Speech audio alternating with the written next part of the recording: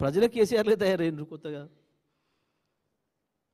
చాలామందికి మీకు అర్థం కావట్లేదు, కేసీఆర్ లేడని మీరు అనుకుంటారు, కేసీఆర్ మీకు అర్థం కావట్లేదు.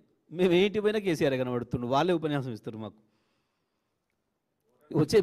వేసే ప్రతి ఓటు కేసీఆర్ పేరు మీదనే వస్తుంది.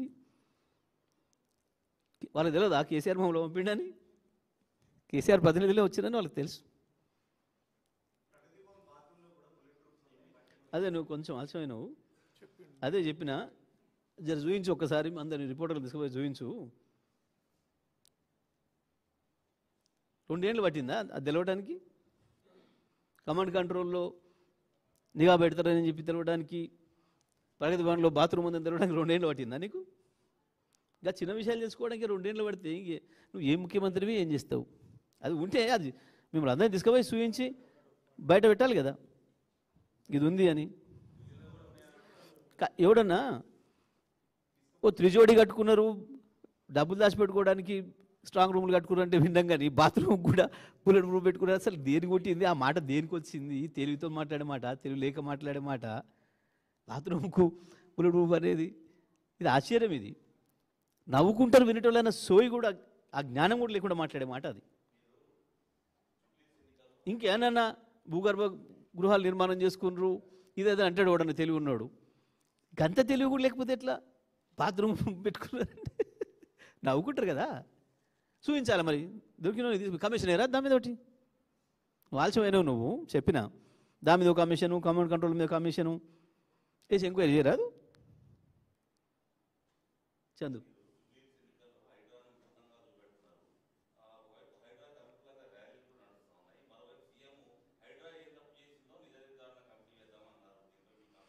ఆయన వేసుకుంటే ఆయన చేతుల పనేనా?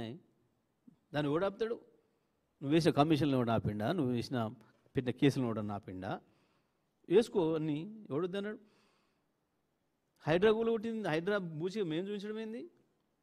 హైడ్రా భూతమే మింగేస్తుంటే ప్రతిరోజు దాన్ని దెబ్బతిన బాధితులు వచ్చి మాట్లాడుతున్నారు కదా. అవును, హైడ్రాతో లాభం పొందిన వాళ్ళు అంటే తప్పకుండా మూసి నదిలో ఇల్లు కడుతుంటే కూడా పట్టించుకోలేదు కాబట్టి వాళ్ళు ఇష్టపడతారు, లేదా వీళ్ళ అన్న తిరుపతి రెడ్డి ఇష్టపడతాడు, లేదా పొంగులేటి శ్రీనివాస్ రెడ్డి ఇష్టపడతాడు, లేదా వివేక్ వెంకటస్వామి ఇష్టపడతాడు. ఇంకా హైడ్రా నిబంధనల ప్రకారం కూల్చాల్సినవి కూడా కూలగొట్టకుండా ఉన్న పెద్ద పెద్ద వాళ్ళు ఎవరైతే ఉన్నారో వాళ్ళు సంతోషపడి ర్యాలీలు చేస్తుండొచ్చు. ఎందుకు చేయరు? చేస్తారు.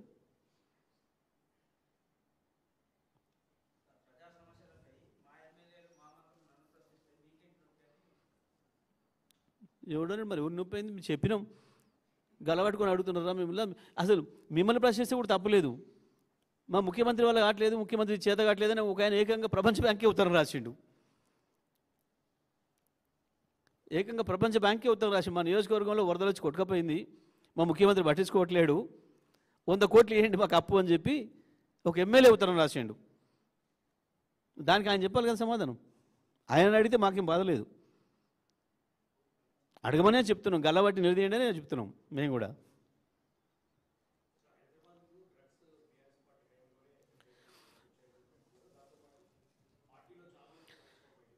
మీరు రిపోర్టర్లుగా మీరు కూడా 10 ఏళ్ళ నుంచి ఉన్నారు. డ్రగ్స్ వల్ల జరుగుతున్న నేరాలు టీఆర్ఎస్ ప్రభుత్వం ఉండగా ఒక్కటి చూసినామా? ఈ 2 ఏళ్లలో ఎన్ని నేరాలు, ఎన్ని ఘోరాలు డ్రగ్స్ వల్ల? బుద్ధి ఉండాలి కదా మాట్లాడడానికి. నీ కమిషనరే కదా స్వయంగా చెప్పిండు, నీ 2 కమిషనర్లు 50% నేరం పెరిగింది హైదరాబాదులో. దేనివల్ల? డ్రగ్స్ వల్ల. నువ్వు వచ్చినావు, నీ వెనకాల డ్రగ్స్ వచ్చినాయి ఆ మత్తులో. అసలు నువ్వు మాట్లాడేదే డ్రగ్స్ మత్తులో మాట్లాడినట్టు కనబడుతున్నావు. ముఖ్యమంత్రి మాటలే డ్రగ్స్ మత్తులో మాట్లాడేవాడి మాటల్లాగున్నాయి. స్వయంగా అంత సోయిదప్పేవాడు మాట్లాడాడు. ముఖ్యమంత్రి నిజంగా స్పృహలు ఉంటే మాట్లాడరు. ఆ డ్రగ్స్ మత్తులో ఉంటే వచ్చే మాటలు మాట్లాడుతున్నావు నువ్వు. అందుకే నీ గ్యాంగ్లే పెరిగిపోయినాయి హైదరాబాద్లో పట్ట పగలు. ఇప్పటికి ఎన్ని చూసినాం మనం? ఒక 100 హత్యలు చూసుంటాం. జరిగినాయా? కేసీఆర్ ప్రభుత్వంలో ఒక్కటంటే ఒకటి చూపిస్తారు. అట్లా తొక్కి పడేసినాం కదా ఇక్కడికక్కడ.